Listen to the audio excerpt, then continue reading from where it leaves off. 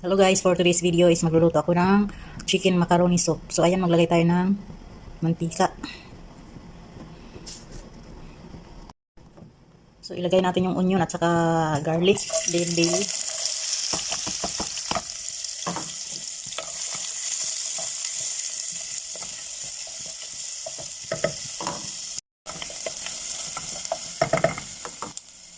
Ilagay natin ng chicken breast. So in-slice ko lang siya ng pa-cubes. Lagyan natin ng kunting salt. Tapos ground black pepper.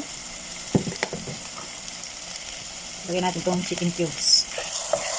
So haluin.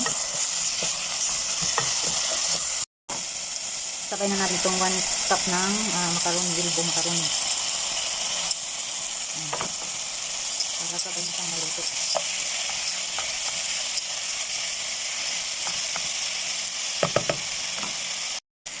Ayan, isabay na rin itong ating carrots at saka potato. So, optional lang naman ito guys. So, gusto ko lang lagyan para marami-rami yung ating macaroni soup. Ayan. Pangkutsa muna natin bago natin palagyan ng sabaw. So, after natin masangkutsa, ayan, lagyan na natin siya ng sabaw.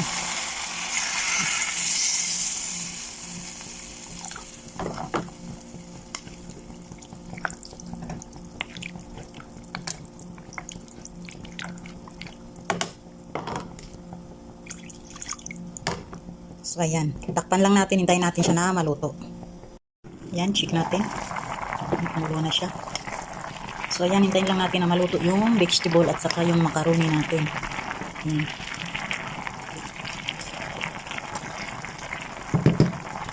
So, takpan natin siya ulit. Ayan. Check natin yung ating macaroni soup. So, ayan. Luto na siya mga kakusina. So, lagyan natin siya ng milk. Ayan.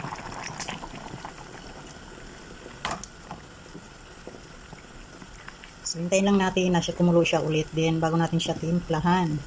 Hindi ba? Sarap na ating macaroni soup. So, ayan, kumulo na siya.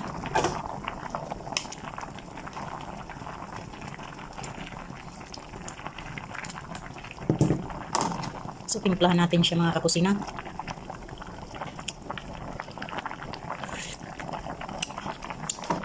Dagdagan natin ng asin. Ito yung asin.